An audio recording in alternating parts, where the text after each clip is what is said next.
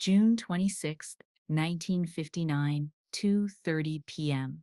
Recording engineer Tom Wilson was sitting at the console in Columbia Records' New York studio, and what he heard when he put on his headphones would haunt him for the rest of his life.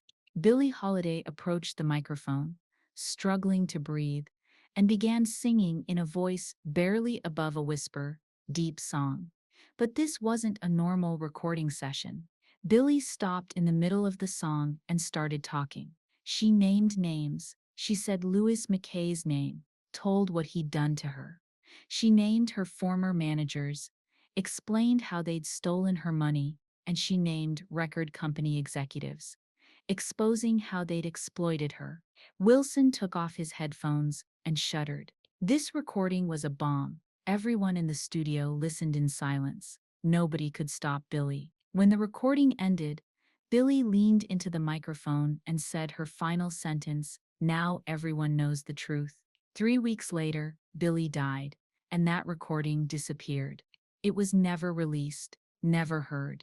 But before Tom Wilson died, he said in an interview, that recording is still out there somewhere, and if it's ever found, it'll destroy the music industry.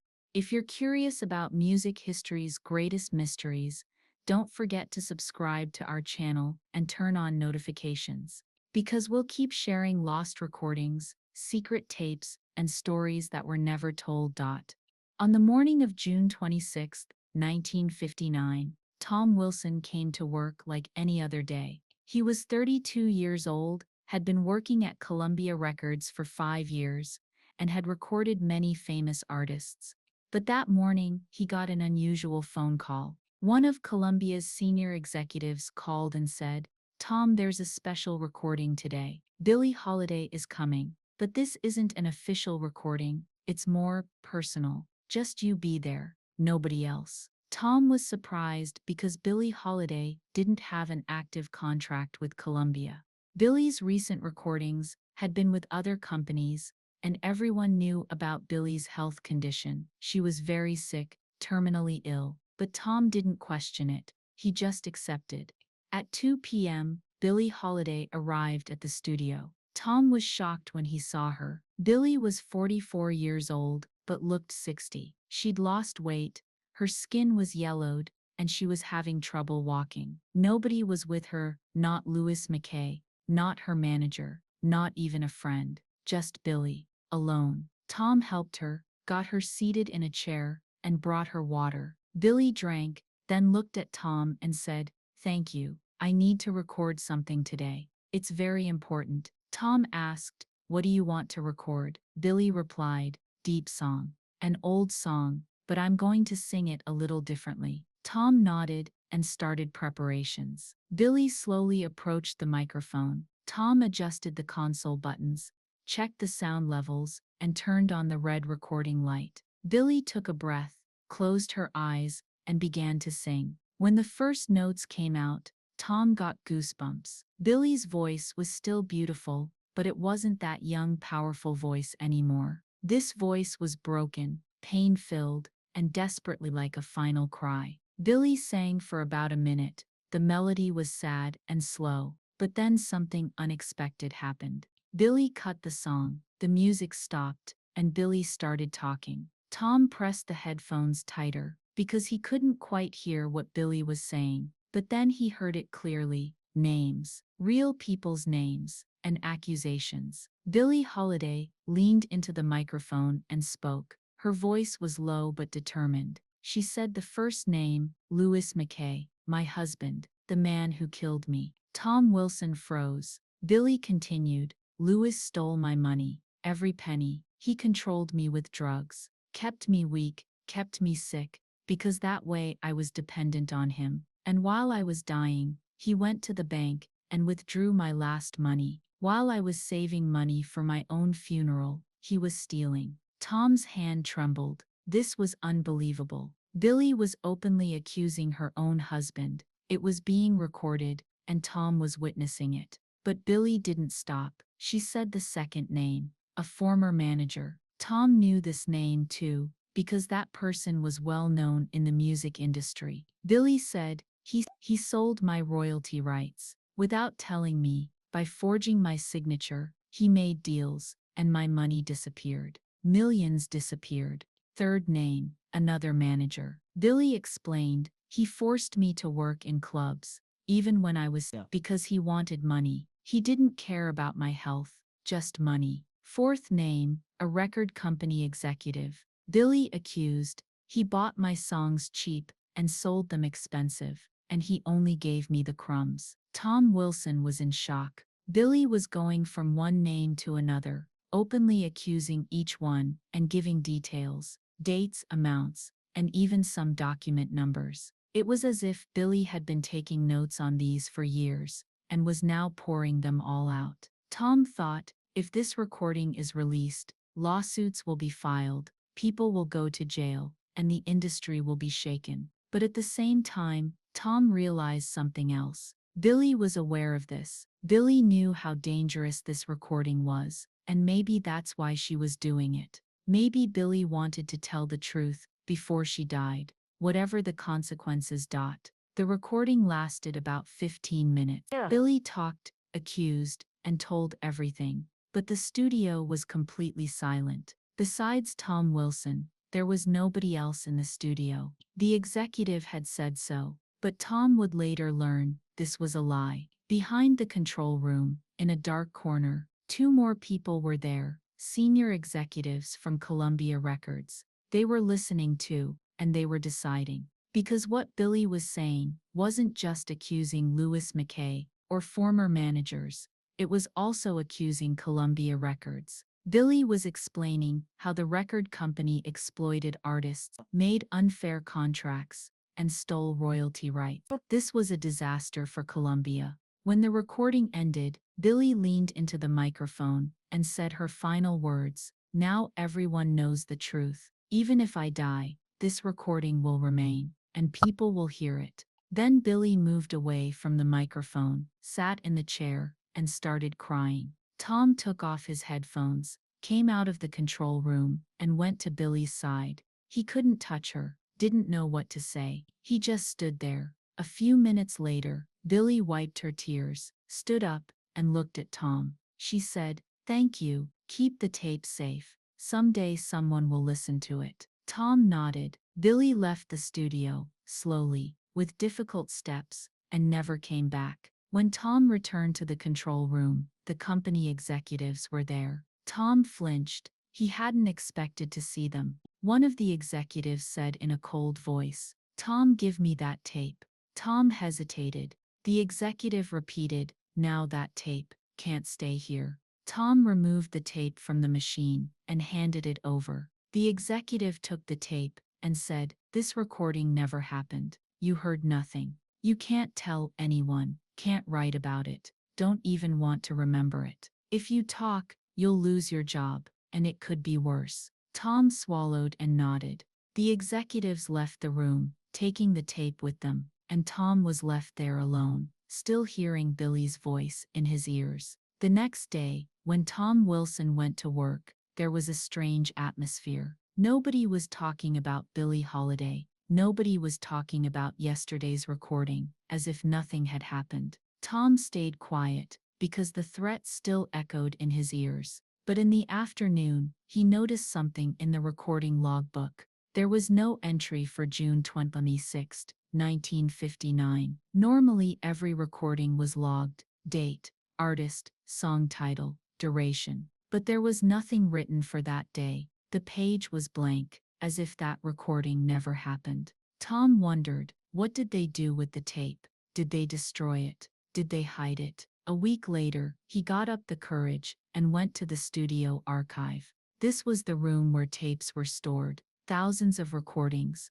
organized shelves, and a catalog system. Tom searched for the June 26 dated tape. It wasn't there. He searched under Billie Holiday's name. It wasn't there. He searched for the title, Deep Song. Nothing. The tape had completely disappeared. But Tom noticed something else. All documents from that date had also disappeared. Recording form, sound level notes, and even the studio reservation record. Everything had been cleaned, erased. Columbia Records had systematically eliminated all traces of that day. Years later, when Tom talked about this in an interview, he would say, "Columbia didn't just destroy the tape. They tried to erase the entire memory of that day, as if Billie never came that day. But I was there, I heard it, and I can never forget." But Tom's interview was published in the 1990s, years later. By then Tom had retired.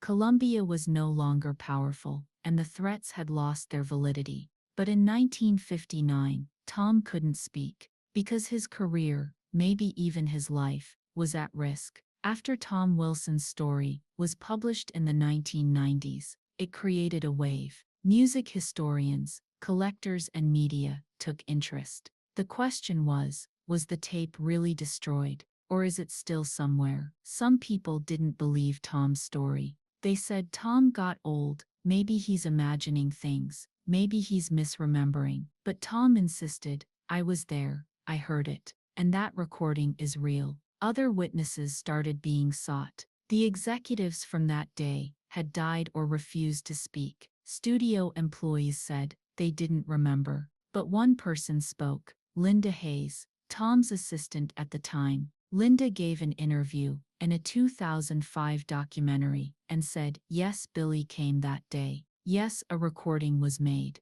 But it wasn't as dramatic as Tom described. Billie just sang a song. It was very emotional and sad, but she didn't name names, didn't make accusations." The recording was destroyed because Billie wasn't satisfied. She wanted to do it again, but her health didn't allow it. This statement seemed to refute Tom's story. But Tom responded, "Linda wasn't in the studio that day. She wasn't in the control room. Only I and the executives heard it. Linda came later and was probably forced to lie. Who was telling the truth?" It was impossible to know the truth because the tape was missing. But conspiracy theories started growing. First theory, the tape wasn't destroyed. It's being kept in Columbia's secret archive. Why? Because it might be valuable to the market someday, or could be blackmail material. Second theory, the tape was stolen. A studio employee or executive smuggled it out and is keeping it in their private collection. Third theory, the tape was sold at auction, but secretly, and is now in the hands of an anonymous collector. Fourth theory, the tape never existed. Tom's short story is completely made up, and this is a hoax. Each theory had supporters, but none had evidence. In the 2000s, the Deep Song legend really grew. Books were written, documentaries were made, and podcasts were created, and some people started actively searching for the tape. Collectors researched Columbia's old archives. The company had done a major move in the 1990s, and thousands of old tapes had been warehoused. Maybe Deep Song was there, unlabeled, sitting forgotten. Researchers listened to hundreds of tapes. Nothing was found.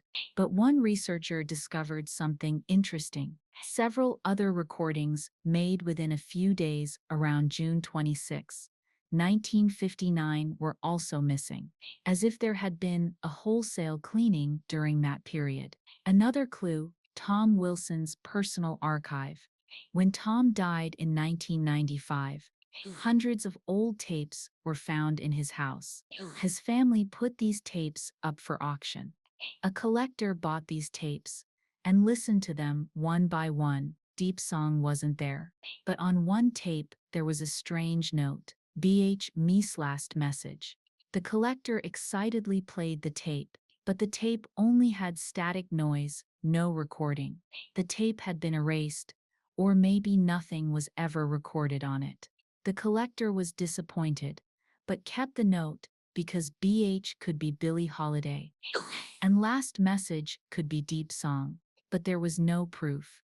The craziest search attempt was in 2010. A group of music enthusiasts started a GoFundMe campaign project to digitize all of Columbia's archives to find Deep Song. Goal, raise $500,000, make a deal with Columbia, and listen to all the 1950s recordings. The campaign raised $200,000, but it wasn't enough. and Columbia refused. Our archives are private, closed to outside access. The project failed, but the campaign proved one thing: people still believed. They believed that Deep Song existed, was hidden somewhere, and would be found someday. Over the years, different people told different stories about Deep Song. Tom Wilson said Billie named names, made accusations, very clear and explicit. Linda Hayes said Billie just sang, she didn't talk at all. Another witness, a producer who worked at Columbia at the time, said in 2008, "There's no such thing as Deep Song." Tom Wilson is old and confused. This story is completely imaginary, but Tom's close friends defended Tom. Tom is sharp, his memory is excellent, and he's not a liar. If he says he heard something, it's real. The most interesting testimony emerged in 2015. An anonymous person wrote a message on a music forum. "I heard Deep Song in the 1970s. My father worked at Columbia and brought a tape home. I secretly listened to it. It was Billie Holiday. She was naming names. It was very scary, but my father took the tape back the next day and never mentioned it again." Forum users excitedly asked questions. Who's your father? Where's the tape? What are the details? But the anonymous person never responded again. The message was deleted, and the IP address couldn't be traced. Was this a real testimony, or just a troll? Nobody could know. These conflicting testimonies deepened the Deep Song mystery even more. Some said, if there are so many different stories, none of them are true. But others said, if so many people are saying different things, maybe because everyone is hiding different things. Maybe the truth isn't fully told in any story. And maybe that was right, because Deep Song isn't just a recording, it's also a bomb carrying many people's secrets. And to protect those secrets, people lie, distort the truth, and manipulate their memories.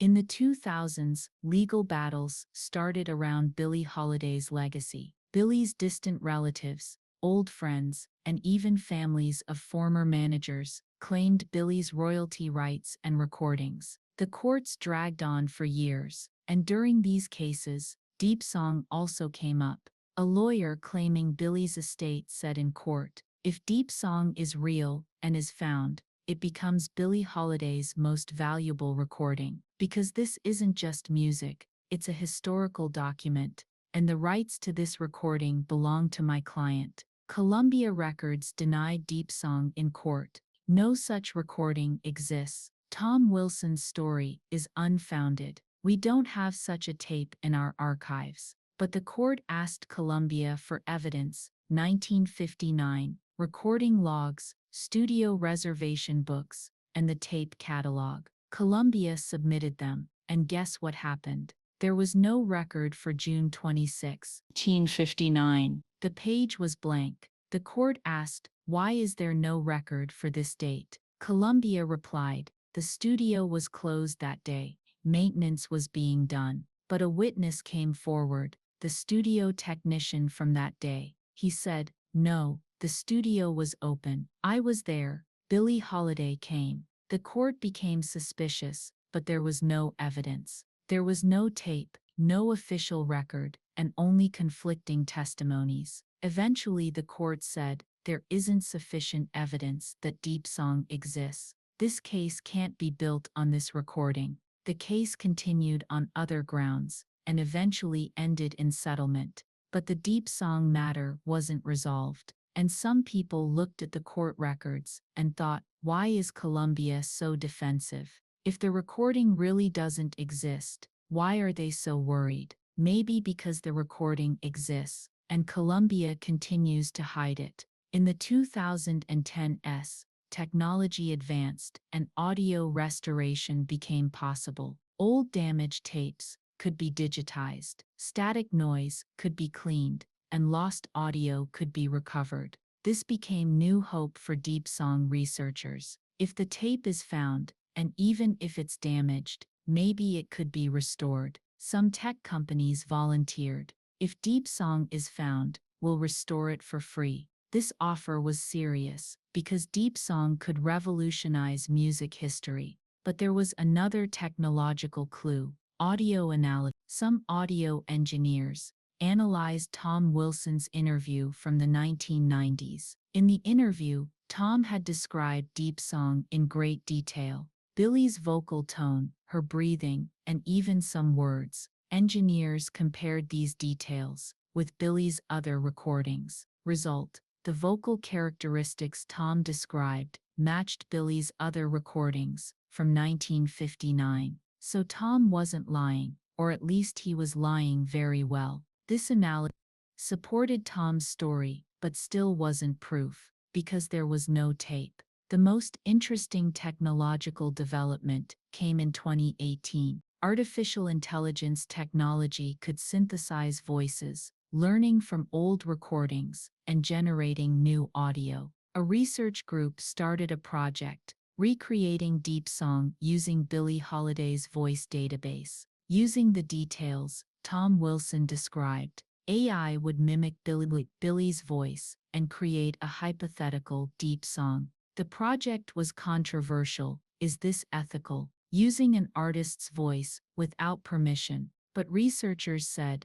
this is scientific study, historical reconstruction. The project continued, and in 2019, the results were published. An AI-created version of Deep Song. Listeners were impressed. This sounds like Billie. But they were also disturbed. But this isn't real. To understand the Deep Song mystery, we need to look at Billie Holiday's final days. On June 26, 1959, Billie was nearly dying. Liver cirrhosis, heart failure, and lung infection were destroying her. She was struggling to breathe, couldn't walk, and doctors had told her she doesn't have much time. But despite being so sick, Billie insisted on going to the studio. Why? Some said Billie loved music. She wanted to sing one last song before dying. But others said, no, Billie wanted to leave a message, a testament, an accusation, a revelation of truth. One of Billie's close friends later recounted, in her final weeks, Billie was very angry. At McKay, at her former managers, at the record companies. They destroyed me, she'd say, and nobody knows the truth. Billie was furious about the injustice, and I think that recording was her way of venting that fury. Another friend said, Billie knew she was dying, and she wanted to tell the truth before she died. Maybe that recording was Billie's testament, her final words, and her last message to the world. But one question remains: why did Billie openly name names? Why didn't she hide them in the song, use metaphors, or tell indirectly? Some said, because Billie wasn't afraid anymore. She was about to die, had nothing left to lose. Others said, because Billie wanted the truth to be understood. If she told it indirectly, people might misunderstand or ignore it. But if she named names openly, it couldn't be denied. And maybe that's why Columbia Records destroyed the tape in such panic. Because Billie's open accusations could lead to courts, lawsuits could be filed, and the company could lose millions. Tom Wilson stayed silent. After 1959, he continued his career, worked with many famous artists, and rose at Columbia. But something was inside him, a secret, and this secret weighed him down. His friends noticed Tom would sometimes become absent-minded, go quiet, and say things like, I wish I could have done something different that day. But nobody understood what he meant. In the 1980s, Tom retired, and after retiring, he started talking. At first just to close friends. I heard something, a recording, very important. Friends asked, what recording? Tom replied, Billie Holiday Deep Song. She was telling the truth. In the 1990s, Tom gave an interview to a music magazine and told the whole story. When the interview was published, it had a bombshell effect. Media called Tom, asked questions, and wanted details. Tom told as much as he could, but didn't remember some things. Exactly what names did she say? Exactly what did she say? Tom replied, it was 30 years ago. Some details are blurry, but I remember generally, she named names, said they stole her money, and exposed the truth. Some people didn't believe Tom. Maybe you're imagining things. Maybe you're misremembering. But Tom insisted, no, I was there. I heard it. And that recording is real. Tom Wilson died in 1995. A few days before dying, he added a sentence to his will. To whoever finds Deep Song, I hope they tell the truth. This sentence is mysterious. Why did Tom say, whoever finds? If the recording was destroyed, how could it be found? Maybe Tom knew that the recording wasn't destroyed, just hidden. Maybe Tom knew something, but couldn't.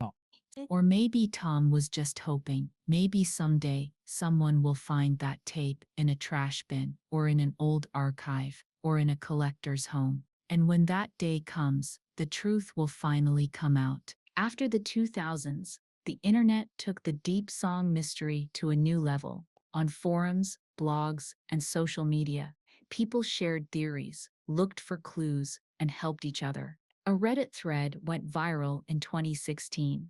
Crowdsourced search project to find Deep Song.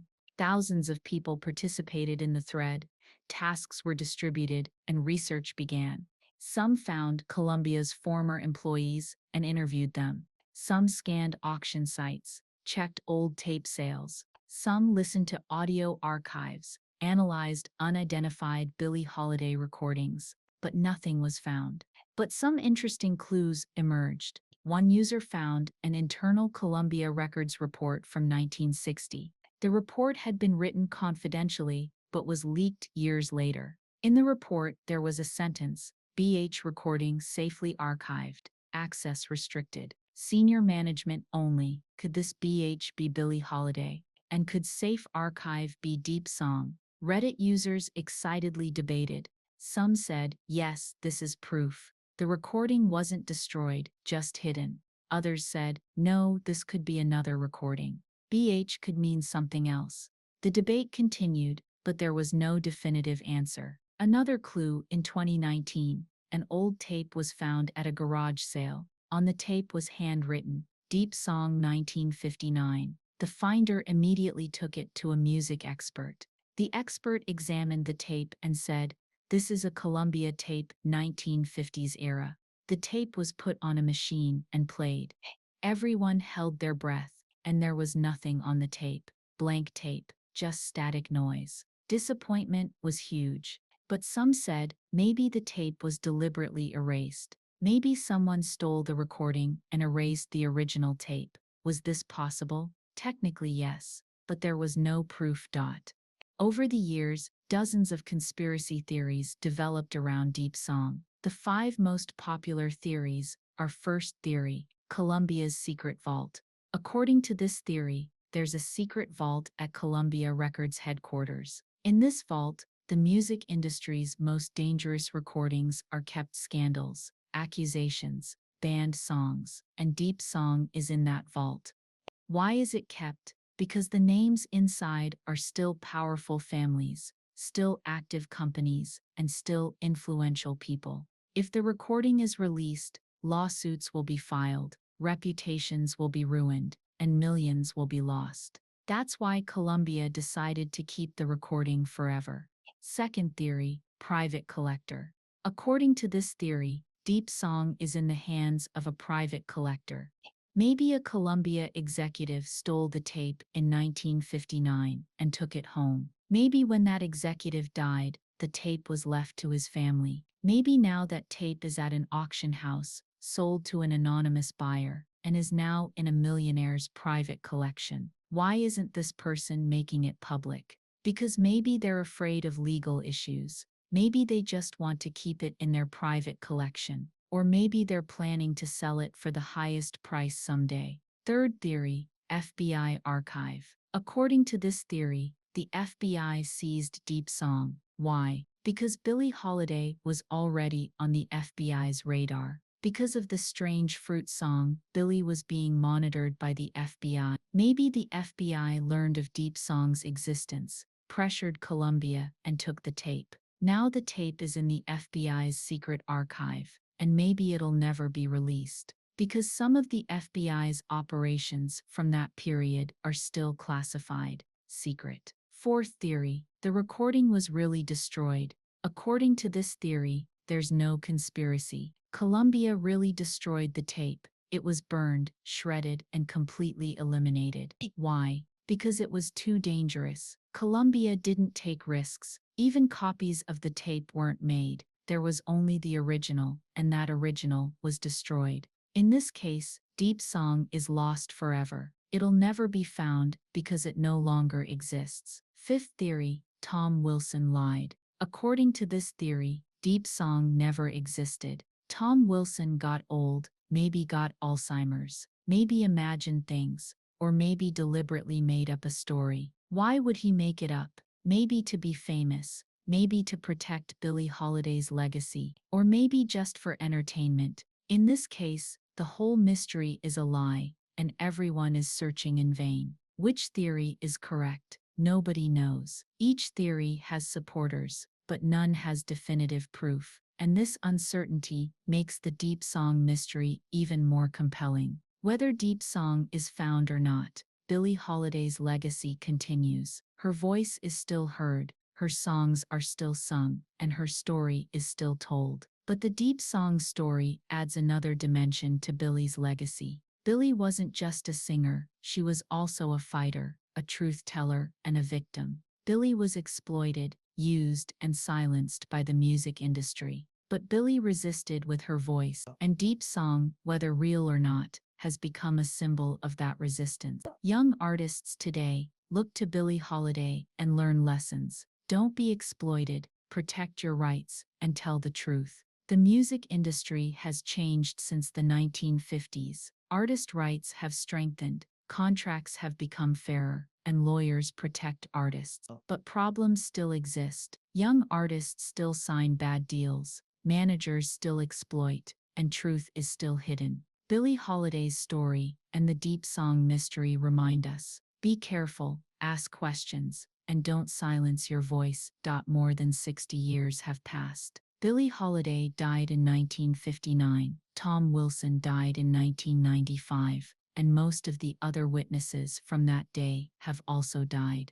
But the Deep Song mystery still lives. People are still searching for that tape, still creating theories, and still hoping. Maybe someday someone will find it in an old trash bin. Maybe someday it'll be accidentally discovered in Columbia's archive. Maybe someday an anonymous collector's conscience won't rest easy and they'll make it public. Or maybe Deep Song will remain lost forever, as a legend, as a mystery, and as a warning. But one thing is certain: Billie Holiday wanted to say something that day. Maybe she named names, maybe she didn't. Maybe she made accusations, maybe she didn't. But Billie wanted to leave a message, and that message, whether Deep Song is real or not, is still valid. Artists are being exploited, truth is being hidden, and justice always comes late. Billie Holiday's voice was tried to be silenced, but it couldn't be completely silenced,